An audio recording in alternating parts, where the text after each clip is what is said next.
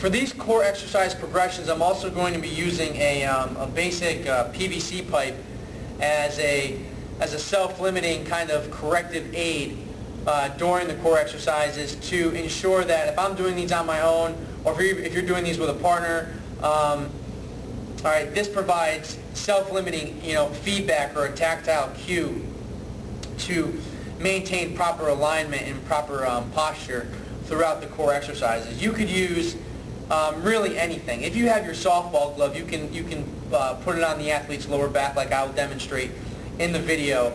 Something that allows them to feel whether or not their body is moving or remaining stable throughout the exercises. The first exercise I'll demonstrate is just simply a front plank. And again, this is core 101. This is the starting point. This is the exercise you want to begin with, you want to master. You should be able to hold up to a minute, really without struggling too much. Once I get into the position, I find that there's one cue that kind of sets the entire body, and that we don't really need to focus on too much if we're focusing on this one thing. And that, once I'm in this front plank position, and I'm just putting my forearms on the valve slides because they have a comfortable padding on them for this type of exercise, is to pull my nose, the tip of my nose, away from the ground. Okay? Don't look up, don't look down. Okay? Try to keep your body nice and long. Don't let your head sink to the ground, but pull the tip of your nose as far away from the ground as possible. From here, you're just going to hold, 30 seconds, 45 seconds, 2 sets, 3 sets, challenge yourself. Again, master this exercise. This should be easy if you're a dad, if you're a coach.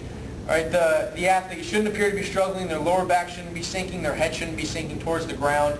The better you get at this, the more you should be able to, breathe during the exercise. You shouldn't come up out of that exercise, red in the face too much. You shouldn't be struggling.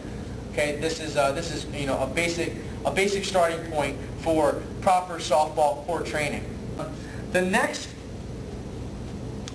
progression is a front plank with an arm slide. And so I'm gonna start in that front plank position. I'm actually going to have one hand on one of the valve slides. The PVC will be across my lower back.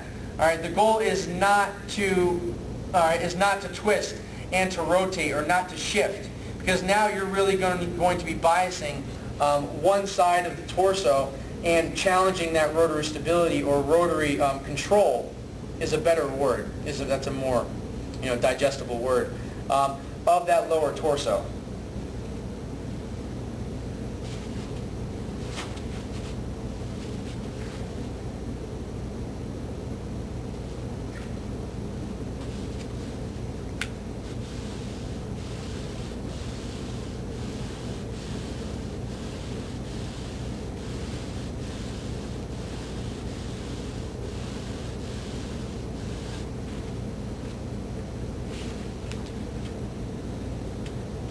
And the last progression I'll show you today combines a more upper body or more shoulder stability challenge, as well as that rotary control or rotary challenge across the trunk.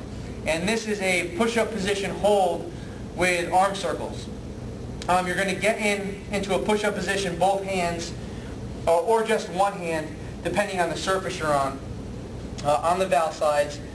You're going to maintain perfect posture alignment. Again, focusing on the tip of your nose. Pull that tip of your nose away from the ground. If you need to be convinced as to why that's effective, go back to part 1 when I talk about how linkage, or part 2, I talk about linkage of the head, the upper body, and lower trunk contributes to that dynamic posture throughout the delivery. We don't want to poke our chin forward or let our face come forward, as that shifts all of our weight forward and makes it very difficult for a young pitcher to stay back, throughout the delivery, and in preparation to obviously stay vertically tracked throughout the delivery, but that allows them to track and to finish with good, nice, tall end game mechanics after they release the ball. So this really sets posture from the head down. It's just engaging the neck muscles, to keep or appreciate position of the head throughout these exercises.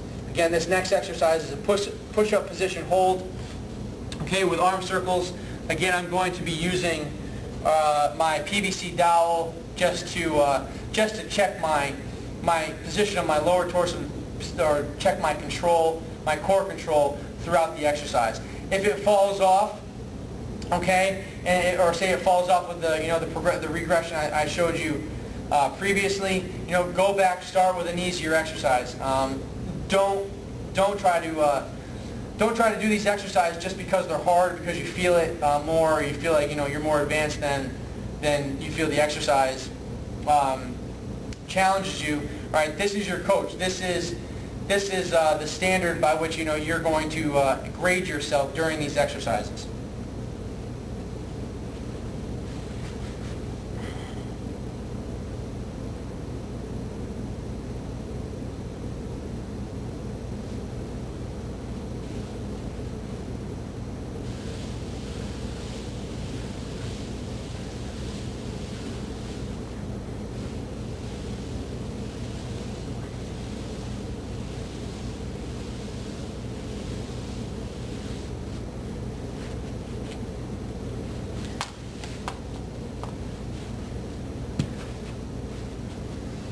There you have it. That's part 3 in my series of muscles and exercises the softball pitcher can't pitch without.